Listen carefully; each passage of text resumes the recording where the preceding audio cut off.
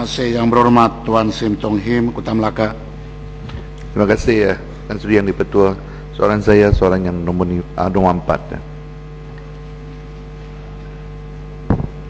Terima kasih Tan Sri Yang Ketua. Tan Sri Yang Ketua, bangunan Parlimen Malaysia yang mula beroperasi sejak tahun 1962, sepanjang tempoh tersebut beberapa kerja pengubahsuaian dan baik pulih telah dilakukan dari masa ke semasa. Walau bagaimanapun, kebanyakan kerja-kerja pengubahsuaian di bangunan warisan negara ini dilaksanakan dalam tempoh masa yang singkat, iaitu mengambil kira takwim mesyuarat persidangan Parlimen diadakan. Pengubahsuaian dan penambahbaikan utama bangunan Parlimen yang terakhir ialah melibatkan kerja-kerja hiasan dalaman yang dilaksanakan oleh Jabatan Kerja Raya JKR pada tahun 2005 dengan kos sebanyak RM91 juta. JKR juga pada tahun 2007 telah melaksanakan kerja-kerja penggantian lapisan kalis air bumbung rata di blok Dewan Parlimen dengan kos sebanyak RM9.5 juta. Di samping itu, susulan daripada beberapa insiden kerosakan dan kebocoran di bangunan Parlimen, JKR juga telah melaksanakan beberapa kerja penyelenggaraan termasuk membaik pulih kawasan bumbung di atas kafeteria ahli Parlimen yang bocor pada akhir bulan November 2010 yang lalu. Tan Sri Yang Ketua, setelah menghampiri usia 50 tahun beroperasi, terdapat beberapa kerosakan dan kecacatan telah ditemui di bangunan Parlimen. Sehubungan itu, Kementerian Kerja Raya pada tahun 2008 telah mengambil inisiatif dan tindakan proaktif dengan menubuhkan pasukan khas jentera pakar JKR yang diketuai sendiri oleh Ketua Pengarah JKR dan dianggotai oleh pegawai JKR dari pelbagai disiplin seperti kejuruteraan sivil dan struktur, arkitek dan M&E, mechanical dan engineer.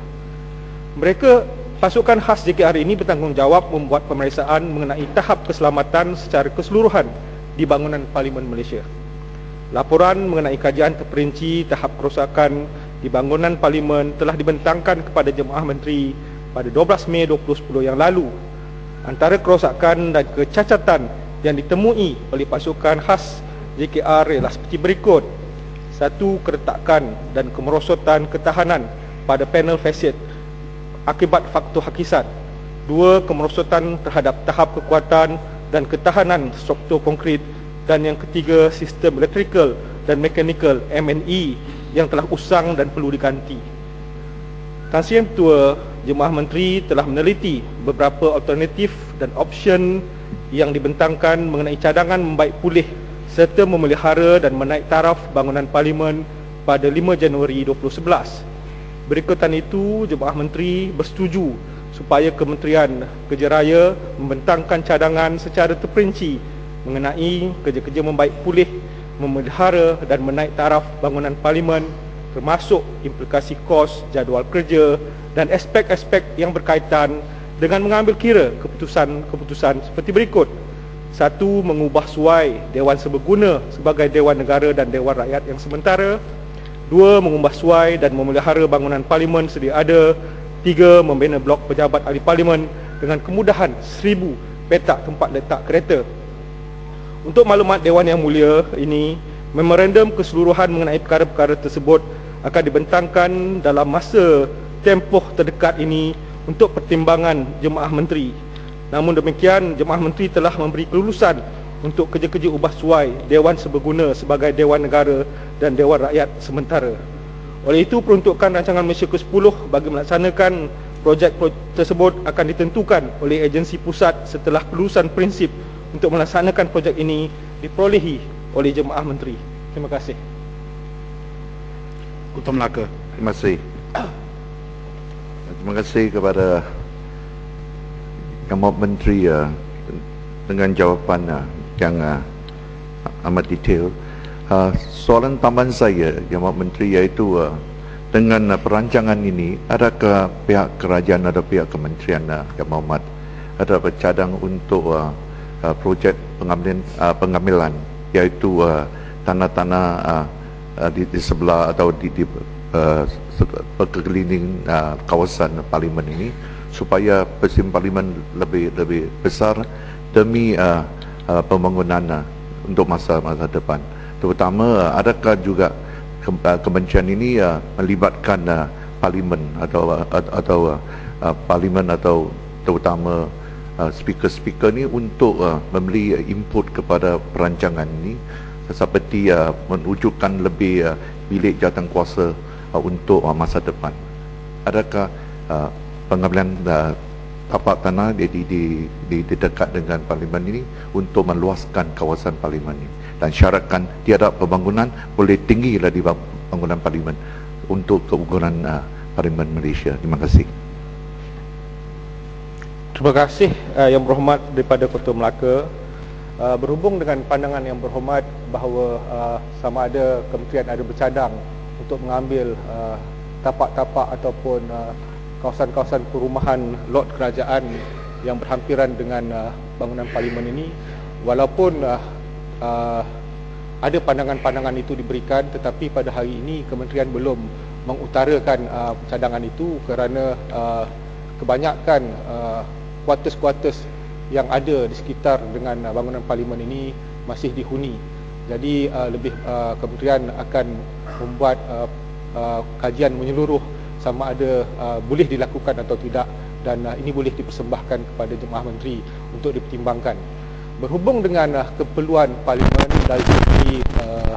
dari segi bilik mesyuarat dan kegunaan ahli-ahli parlimen, ini suka saya maklumkan bahawa kementerian ini selalu berbincang dengan pihak parlimen yang melaksanakan tanggungjawab persidangan dewan untuk memikirkan bagaimana untuk menyediakan kemudahan yang lengkap untuk ahli-ahli parlimen bersidang dan juga berasa selesa ketika persidangan Dewan Rakyat dan Dewan Negara berlangsung. Terima kasih. Memandangkan ini satu soal Parlimen yang diminati oleh parlimen, Ya. saya benarkan lagi satu soalan tambahan. Pokok Sena. Terima kasih Tan Sri. Baca Pokok Sena, Pokok Sena. Ya. Baca pemikiran Seri Gading. Saya boleh nampak pemikiran Seri Gading ini. Okey, sila. Saya tahu. Senyumannya, kumisnya itu sudah saya faham. Sila. Baik, terima kasih terima kasih Yang Berhormat Menteri. Tadi Yang Berhormat Menteri mengatakan bahawa bulan sidang belanjawan kita akan guna Dewan Serbaguna. Isu yang saya nak bangkitkan ialah kenapa JKR memberikan secara direct nego untuk pengubahsuaian Dewan Serbaguna kepada TRC Corporation yang juga mendapat kontrak untuk membina Istana Anugerah Kerajaan kepada bekas Perdana Menteri daripada Kepala Batas yang berharga 11 juta tanpa ada rekod dalam JKR, tetapi JKR Ini yang bukan membuat fikiran pemantauan Seri Gading ni, ini jauh Ya. dari fikiran Seri Gading. diberikan kepada TRC Corporation tanpa tender terbuka. Dan apa yang saya nak bangkitkan pula ialah surat setuju tawaran itu telah pun dikeluarkan, saya dipahamkan, tetapi harga belum ditetapkan.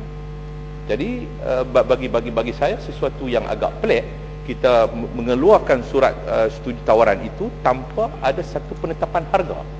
Kita tidak mahu nanti pembinaan yang dibuat Tan Sri akan menyebabkan kita menanggung kos pengubahsuaian tersebut. Keduanya ialah kita tidak mahu nanti pemilihan tanpa buat pemilihan yang teliti ke atas kontraktor-kontraktor yang betul-betul mempunyai kecekapan, keupayaan, buat menyebabkan kita akan menghadapi benda yang sama. Saya takut nanti bahawa di Jepun runtuh kerana gempa bumi, kita di sini banyak ada tempat runtuh tak ada gempa bumi, beruntuh.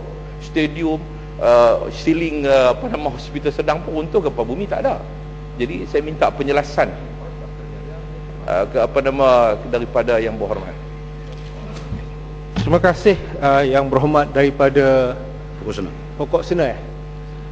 Saya ucap terima kasih kerana keprihatinan Yang Berhormat berhubung dengan cara pelantikan kontraktor dan sebagainya. Pertama ingin saya nyatakan bahawa ada diperuntukkan dalam kes-kes tertentu yang mana melibatkan kepentingan awam dan masa yang singkat, maka dikenalkan, dipanggil AP55, dipanggil ada arahan AP55. Maknanya seperti kerja-kerja, katakanlah kalau jambatan tu nak kena siap cepat, kemudian macam katakanlah berlaku tanah runtuh sedikit. Dalam kes ini, kerana pada hari ini saya percaya kepentingan pengguna-pengguna, khasnya ahli-ahli yang berhormat yang ada dalam Dewan ini, nyawanya, keselamatannya adalah begitu penting. Dan sebagaimana yang kita maklum, saya pernah bagi tahu, terdapat sedikit rekahan-rekahan mengusu ke bawah. Jadi saya sayang pada yang berhormat pokok sena ni. Masa yang singkat, dan kita perlu pastikan bahawa kita boleh gunakan Dewan Serbaguna itu pada sesi bajet yang akan datang. Maka kementerian telah mencadangkan supaya pelantikan dibagikan kepada syarikat secara AP55. Dan dari segi harga, ingin saya maklumkan kepada yang berhormat, selalunya dia akan bagi anggaran. Dalam kes ini saya dimaklumkan JKR telah bagi anggaran kepada kontraktor itu lebih kurang 24 juta ringgit, walaupun kabinet meluluskan 28 juta ringgit. Dia dibagi anggaran 24 juta ringgit. Ini adalah biasa, seperti kalau kerja runtuh, tanah runtuh, baiki jalan yang tak boleh lalu, kita benarkan. Dan mengapa saya pilih, mengapa kerajaan pilih TRC Resources? Saya setuju dengan Yang Amat Berhormat Pokok Sena, walaupun tidak merupakan seorang jurutera, tapi pemikiran tu kadang-kadang boleh pakailah, ada masa-masanya. Maknanya saya tak ada sangkaan buruk pada Yang Berhormat Pokok Sena ni. Saya dicadangkan syarikat TRC Resources ni, saya tak tahu dia buat mahligai ke buat istana, saya tak tahu.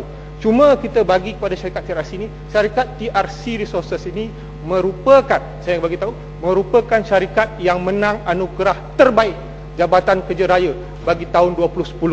Maknanya saya bimbang kalau kita bagi, saya sama seperti Yang Berhormat Pokok Sena, saya bimbang kalau syarikat yang dapat itu tak mampu laksanakan nanti. Jadi kita pastikan kita bagi kepada syarikat yang menang anugerah terbaik 2010 bagi kategori projek-projek besar melebihi 30 juta. Secara keseluruhan inilah syarikat terbaik bagi 2010. Dan kita mau amalkan, kita bagi reward kepada syarikat yang berpotensi, dan kita penalize kalau kontraktor tidak mampu melakukan kerja. Jadi pemikiran kita bab ni sama, Yang Berhormat. Sama-sama kita nak pastikan bahawa kontraktor yang dilantik itu kontraktor yang kita harap dapat melaksanakan kerja terbaik bagi seluruh ahli parlimen dan juga penghuni-penghuni bangunan parlimen ini. Terima kasih. Masih. Cukuplah Pokok Sena, cukup. Seri Gading cukup, penjelasan cukup, informasi cukup.